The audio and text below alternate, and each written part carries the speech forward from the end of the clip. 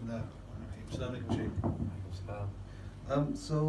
This question, so you know your clarification lecture about the Arba'een walk, you talked about Taraweeh and mentioned that, when the people weren't listening to Imam Ali, he said, continue to do what you're doing.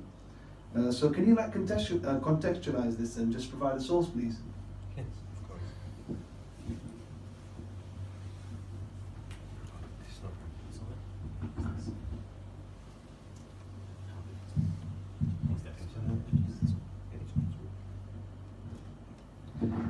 Yes, Bismillah ar-Rahman ar-Rahim.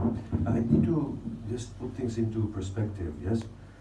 When I spoke of the walk, I was in that lecture, there were a series of 10 lectures delivered in LA a few years ago, 3 or 4 years ago.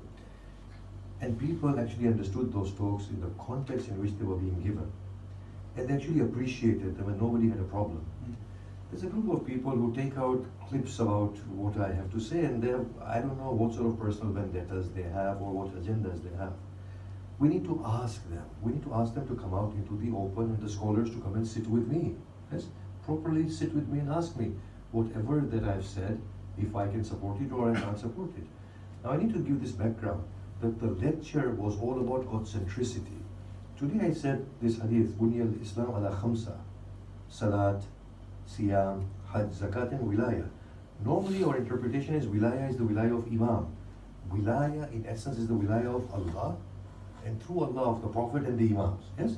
So these were the lectures that is all about God centricity. Find me anything in the Quran that talks about other than God centricity. Nothing. So I was in that saying that in our madhab we introduce a lot of religious cultures. I said, look, according to the Quran, religious cultures are not bad. Allah talks about monasteries and monks. He says they introduced it, and Allah actually praises them for it. So I said, religious cultures are not bad, provided they assist in God's centricity. Here what I said was that now we have this Arba'een walk, which was at one point a private practice. Yes? Now it's become a public practice. And of course, and I said it's light-heartedly done. And I used the word carnival, and for which I'm very sorry. I did not mean to offend anybody. But I'm totally, at times, dismayed with the way people present themselves in that walk. I'm rather dismayed at times when I see certain things going on. So I'm dismayed. So my whole argument here was that whatever assists in God's centricity is fine. So I have nothing against the walk. Yes? But we need to check everything that we do in the name of religion against the vertical axis, that is it assisting us in God's centricity or not. In our faith, we've introduced a lot of practices. I ask one thing. We have been gathering for the commemoration of Hussein ibn Ali all our lives. Have I become a better person? Have I adhered to the teachings of Hussein ibn Ali? Am I really benefiting from it and am I learning? See, the lovers of Imam Hussein are our masters. It's like somebody loving my father. I feel indebted to them. But at the same time, we owe it to Imam Hussein that his message is understood properly. What Imam Hussein is and what we do for him are two different things. Imam Hussein is worthy of our heads 10 times over. But what we do for him is different from what Imam Hussein's right is and what Imam Hussein is. Ziyarat is mustab at all times, every day, every instance. Walking to Imam Hussein is mustab at all times in every instance. I'm just asking about our practices. The way the people reacted, the very fact that a person can take a clip out and cause strife within the community shows that that person is not strictly doing it in the love of Imam Hussein. If a person loved Imam Hussein, why would they take a clip out of its context and cause so much fitna within the community?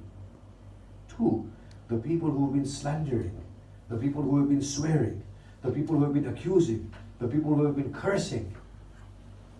Is this what Imam Hussein teaches us? Really? Is this what Hussein ibn Ali teaches us? Isn't this therefore a distraction from the message of Hussein ibn Ali in the name of Hussein ibn Ali? This is what I was trying to say. I have been attending majlises and giving majlises for the last God knows how many years of my life. Have I become any more enlightened? Has Hussein, Salamullah alayhi, emerged in me at all?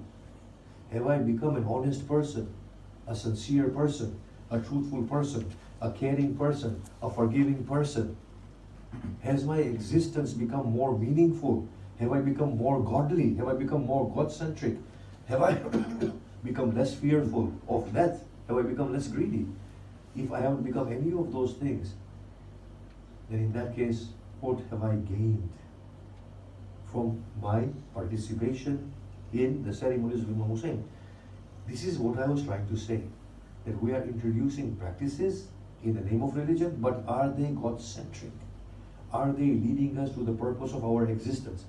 So I said in that lecture, look, I'm deeply sorry for offending anybody's sentiment by saying the word carnival, but it wasn't used with malicious intent. But now I ask myself, if I have used it with malicious intent, then oh Allah, forgive me, and oh people, forgive me. But it was only because I was dismayed at what was happening there, and I think people should open their eyes. Look, I don't want to become arrogant.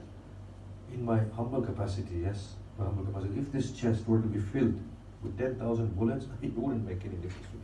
I'd feel honored. For the sake of Allah and His Prophet and Imam Hussein, I'd feel honored. I'm saying what I'm saying. I have to stand in front of Allah and His Messenger tomorrow. It's not a joke. My life has gone. I don't have much to live. Should I fear the people and their praises? No. These people are my family. They are owed the message of Imam Hussein properly from the ulama.